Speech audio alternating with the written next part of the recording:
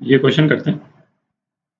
एक large thick conducting sheet दे रखी है, ठीक है, उसकी थिकनेस दे रखी है A और करंट डेंसिटी दे रखी है J ampere per metre square, ठीक है, और उसमें करंट जो है वो इस डायरेक्शन में फ्लो कर रहा है।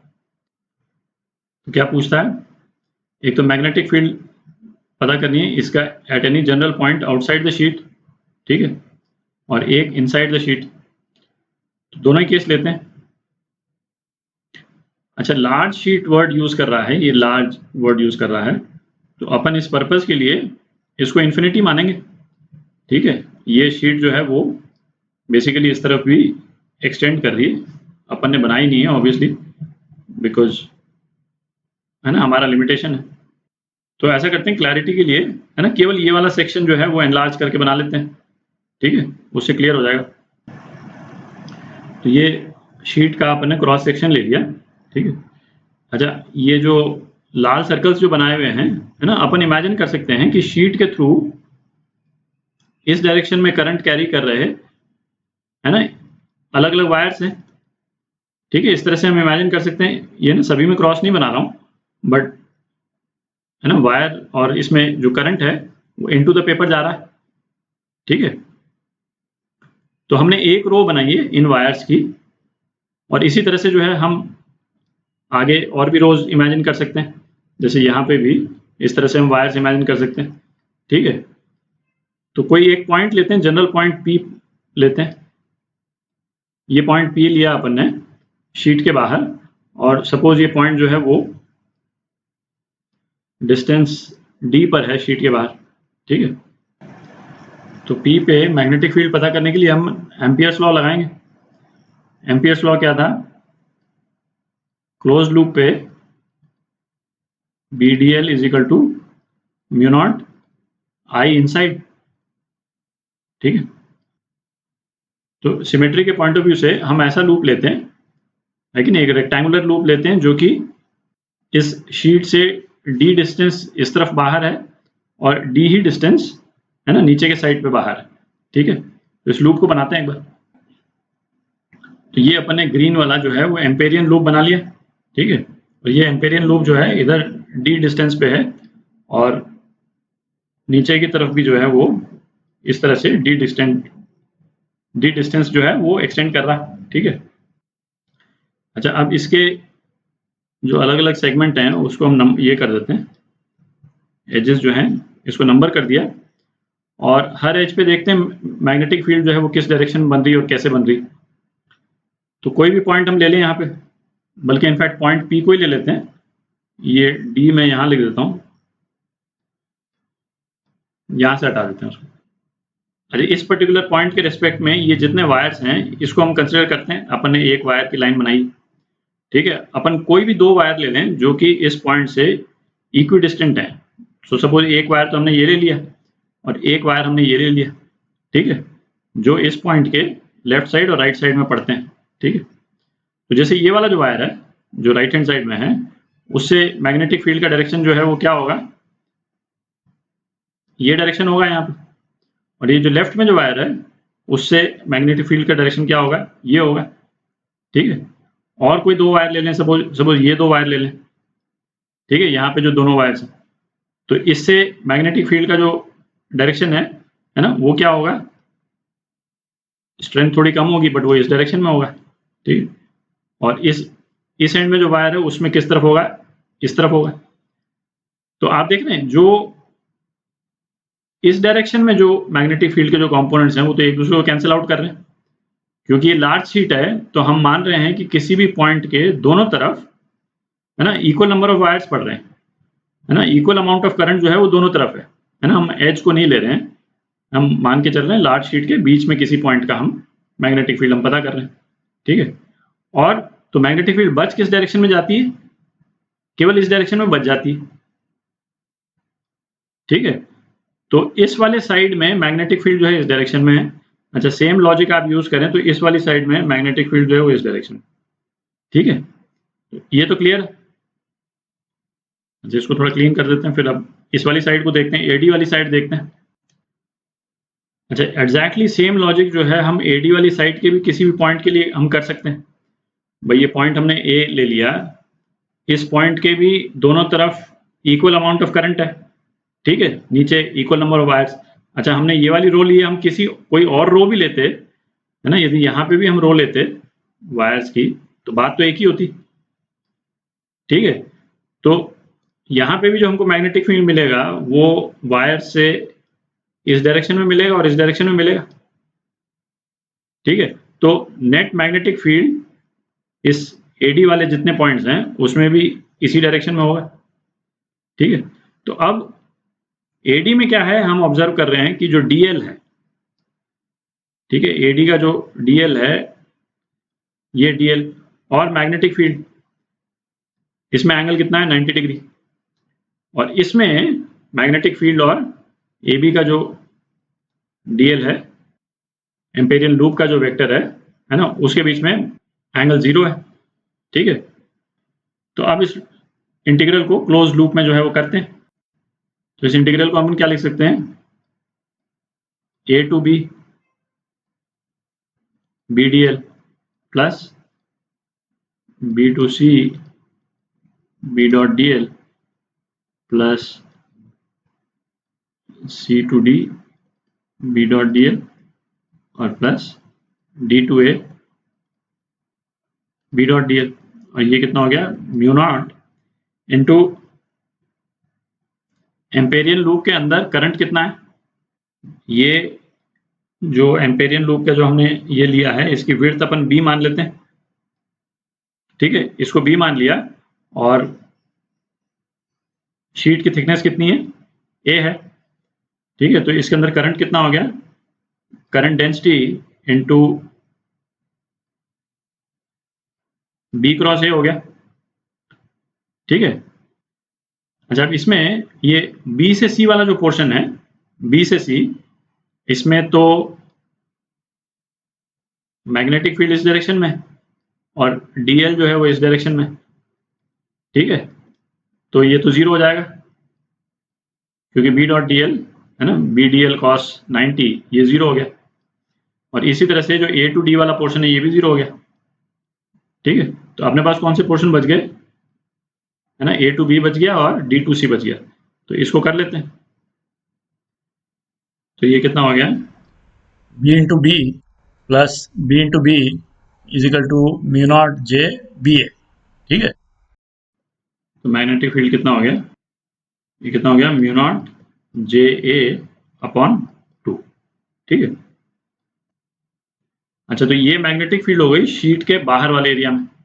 अच्छा, आप देखें ये मैग्नेटिक फील्ड बिल्कुल यूनिफॉर्म है, ये शीट से डिस्टेंस पे डिपेंड नहीं कर रही है, और डिपेंड इसलिए नहीं कर रही है क्योंकि शीट को हमने बहुत लार्ज माना है, ठीक है, और इसीलिए वो जितने एजम्पशंस जो अपन ने किए थे वो लार्ज शीट के लिए थे, ठीक है, और तो इसीलिए उस पर डिपेंड नहीं कर रही। अच्छा, बी पार्ट करते हैं, है ना, मैग्नेटिक फील्ड हमको निकालनी है इनसाइड द शीट, ठीक है। तो इसको मिटा करके अंदर कोई पॉइंट लेते हैं। अब की बार ये एम्पेरियन लूप अपन ने ले लिया है ना, ग्रीन वाला थिक शीट के अंदर ही है, और जैसा अपन ने पहले इमेजिन किया था, है ना, थिक शीट को अपन इमेजिन कर सकते हैं कि इसमें ढेर सारे वायर्स जो हैं वो करंट कंडक्ट कर रहे हैं, और इस डायरेक्शन में करंट जो है वो कंडक्ट कर रहे हैं, है ना, इनटू द पेपर जा रहा है करंट, ठीक है। अच्छा, एम्पेरियन लूप को हम इसके जो पॉइंट्स हैं उसको नेम दे देते हैं, ठीक है, ए बी सी डी हो गया एम्पेरियन लूप। अच्छा, अब अगेन इस वाली साइड को आप देखें, जो ए बी वाली जो साइड है, ठीक है, सेम लॉजिक एग्जैक्टली, थोड़ा सा बट डिफरेंस है, उससे फर्क नहीं पड़ता है। जैसे जो ए बी वाली साइड है उसमें जो ए बी से नीचे जितना करंट है ना, इसके नीचे जितने लेयर्स होंगे उसके कारण एक मैग्नेटिक फील्ड जो है वो इस डायरेक्शन में होगी, ठीक है। अच्छा, इसके ऊपर भी लेयर्स हैं, ए बी के ऊपर भी लेयर्स हैं, तो ऊपर जो लेयर्स हैं उसके कारण जो मैग्नेटिक फील्ड होगी वो किस डायरेक्शन में होगी, वो इस डायरेक्शन में होगी। पर क्या है, ऊपर चूंकि नंबर ऑफ लेयर्स कम होंगी, है ना, ऑब्वियसली दिख ही रहा है ना, इसके नीचे जो है वो लेयर्स जो है वो यहाँ से लेकर यहाँ तक है, और ऊपर जो लेयर्स हैं वो केवल यहाँ से यहाँ तक है, ठीक है। तो जो येलो वाली जो मैग्नेटिक फील्ड है का डायरेक्शन है वो ज़्यादा लंबा होगा, ठीक है, मैग्नीट्यूड उसका ज़्यादा होगा, और ये ब्लू वाला कम होगा। इसी तरह से मैंने एरो भी इसका ब्लू वाले का छोटा बनाया, ठीक है। तो नेट मैग्नेटिक फील्ड किस डायरेक्शन में हो जाएगी? इस डायरेक्शन में हो जाएगी, ठीक है। उसी तरह से जो ये नीचे वाला पोर्शन है उसमें भी नेट मैग्नेटिक फील्ड जो है वो इस डायरेक्शन में हो जाएगी, है ना, same logic exactly.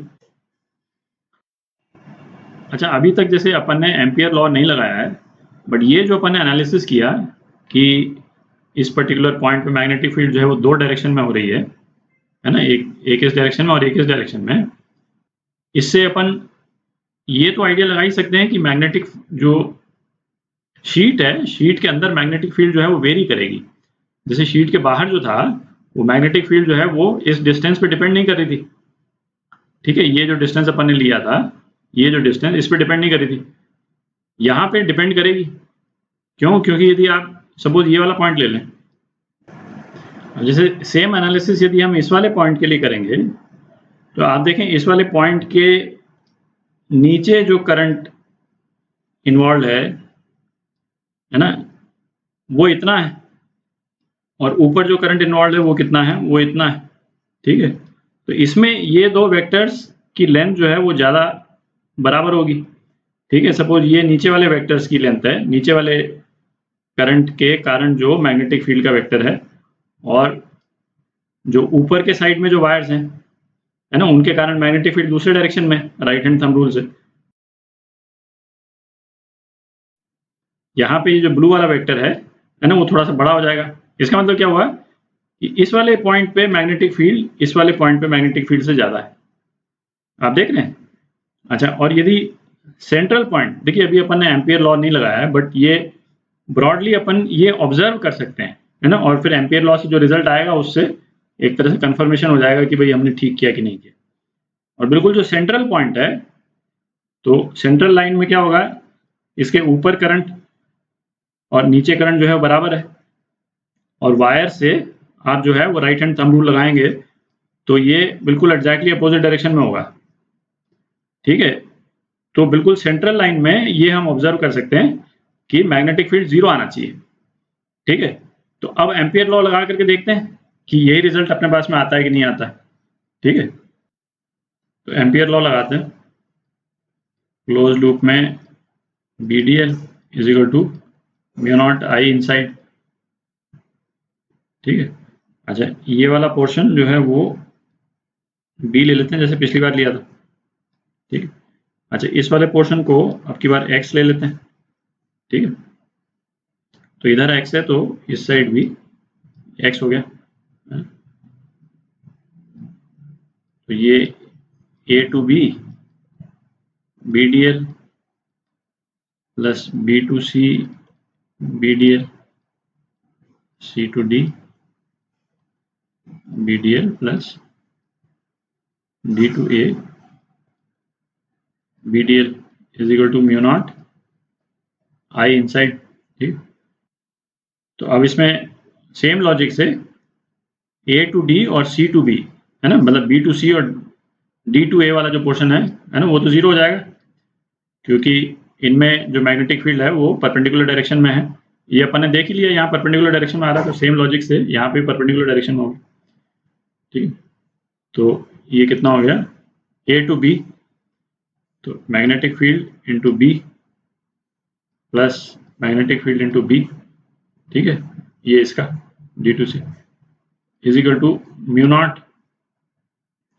Current density, इस लूप का एरिया, इस लूप का एरिया कितना है 2x इंटू B, ठीक है। तो मैग्नेटिक फील्ड कितनी आ गई, म्यू नॉट JX, ठीक है। तो ये हो गई मैग्नेटिक फील्ड इसके अंदर। अच्छा, अब आप देखें वो जो अपन ने डिस्कशन किया था, हम ये एक्सपेक्ट कर रहे थे कि जो सेंट्रल एक्सिस है, जो बिल्कुल मिड पॉइंट वाला लाइन है, उसमें मैग्नेटिक फील्ड 0 होनी चाहिए, और 0 ही आ रही है ना, क्योंकि वहां पे क्या होगा, X होगा 0 होगा, ठीक है। और मैग्नेटिक फील्ड जो है वो कॉन्टिन्यूसली इंक्रीज करेगी सरफेस तक आने तक, ठीक है। और इसमें आप देखें ये लीनियरली वेरी कर रही, ठीक है। तो इनफैक्ट यदि आप इसका ग्राफ ड्रॉ करें मैग्नेटिक फील्ड का, इसके सेंटर पॉइंट से डिस्टेंस के अकॉर्डिंग, तो वो कुछ इस टाइप का बनेगा, एक ग्राफ यदि अपन ड्रॉ करते हैं, है ना, इस तरफ मैग्नेटिक फील्ड और इस तरफ जो है वो मिड लाइन से डिस्टेंस, ठीक है, तो इसको डिस्टेंस को अपन एक्स बोल देते हैं, ठीक।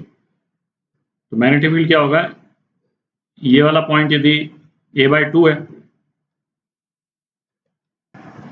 तो ये प्लस a/2 है ना, और ये माइनस a/2, ठीक है, इसकी थिकनेस जो है वो a है ना, तो इधर प्लस a/2 और इधर माइनस a/2, ठीक है।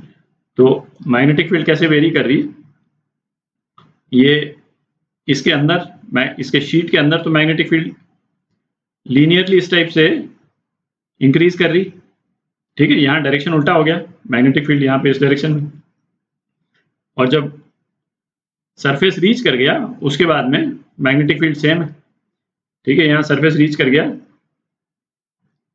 तो मैग्नेटिक फील्ड जो है वो सेम हो गई, लेकिन उसके बाद में वो डिस्टेंस पे डिपेंड नहीं कर रही, और ये मैग्नेटिक फील्ड कितनी हो गई, μ0 J a/2, ठीक है, ये बाहर जो है ये मैक्सिमम जो है μ0 J a/2, ठीक है। तो ये आपके रिजल्ट हैं।